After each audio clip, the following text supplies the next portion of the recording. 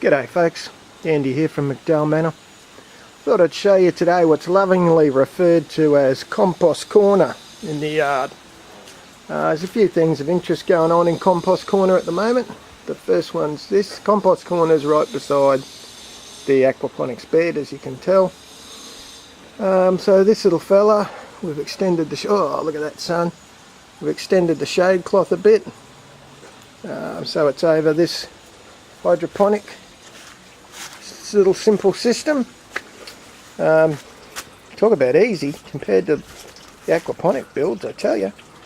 So it's just a foam box with a lid, 4 holes cut through the foam top, a couple of net pots shoved in there, and some clay balls. That's nowhere. This is using the crack key method that I got from, I think it's MJB Gardner, either MJB or MJP. I'll put his proper link in, the poor beggar, because he's been a lot of help to me with this stuff. So there's no aerator. That box is pretty full of water.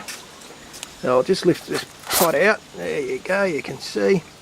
That's disgusting looking water. It's actually half compost tea, that lot, that we'll have a look at in a minute. Those 4 little fellas in this trial system are bok choy. It's an Asian green, for those who don't know it. Used in a lot of stir fries. So there's my experimental crack key method hydroponics. We'll give that a test. I'll give it a month and see how it goes. That old husky's still kicking. God bless her. Oh, Kiani. The chair's actually not there. Wait, I'm falling over an ancient doggy. The chair's not there to sit on. That's my handy dandy step ladder when I get up and do things like nail the shade cloth, staple the shade cloth up on those little garden pegs that I used. But let's have a look at, there's some ornamentals that my Rosie loves growing in there. Tell you what, there's a feral cherry tomato in there too that coming out of my aquaponics system.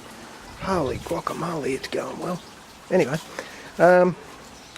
over here we've got what's about to be my earthworm farm. Watch out, Kian. So same sort of stuff. We're looking at just 3 foam boxes. The bottom one we poked a little simple garden tap into with some of that simple watering system piping. It's just sitting on an old wooden chair I had laying around. There's holes poked in the bottom of the second one. There's holes poked in the bottom of the top one as well, and then the lid. So the worm juice sounds so much nicer saying worm juice than worm pee, doesn't it? The worm juice will come out the bottom. Oh, here comes Fat Talia, she's wandering through. Get out the way, girl. Oh, look at her, bloody dog. The worm juice will come out that tap at the bottom. That's all that bottom container holds is worm juice. And the worms will live in the other 2. And I just use some garden scraps, same as I use virtually in my compost for that. The only thing I don't do, I've noticed, is throw in the coffee grinds and stuff like that, because it's a bit manky if you ask me.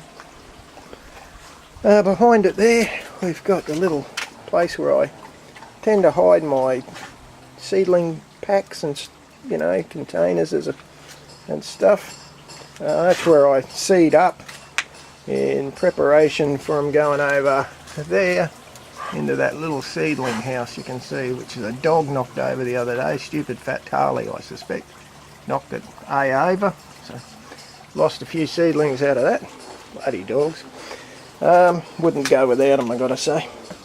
Normally you can see there's a plastic pipe goes into that bin. That's my compost bin, which normally would be aerated. Hang on, I'll give you a look. Oh, look at that. Oh, that's manky and disgusting, isn't it?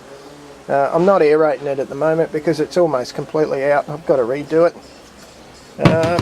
When I do, I'll bother turning the pump back on for that. I'm going to give this time, I'll give it a crack with some molasses. Apparently that helps it all the microbes grow, and sounds a bit fermentish to me, but anyway, I'll give it a crack. People reckons it works, so let's have a go at it. But anyway, yeah, that's some of the activity happening in Compost Corner.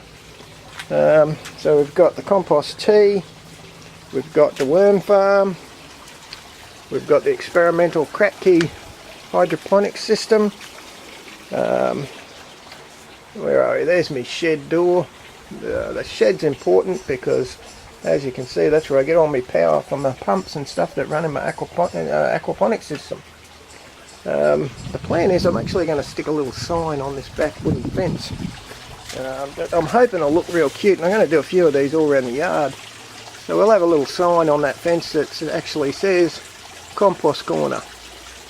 Anyway, that's me amusing myself. Hopefully it'll look pretty. So there you go. That's a quick and easy adventure this week from McDowell Manor. I do have more compost. I've got the 3 bins in the little dog's yard on the other side. We'll probably have a look at them sometime later as well. Alright, hooroo folks. Yeah, just a quick add-on I forgot to mention. I'm actually going to run a bit of a controlled experiment on this. So I've got those 4 on the crack-key.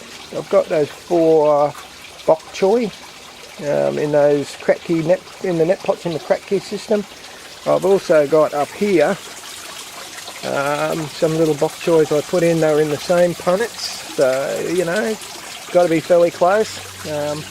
And we'll compare and contrast the growth of those for say the next month, because I'm expecting after a month I should be eating those little fellas. There you go. So that'll be an unfolding experiment.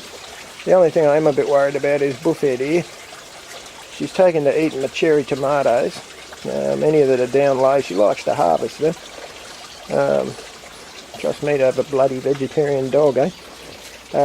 She might get into them and eat them, but let's hope, barring that, we'll have a nice controlled experiment, folks. So I'll probably do that. I might do that, say, after 3 weeks. I don't want to bore you with it.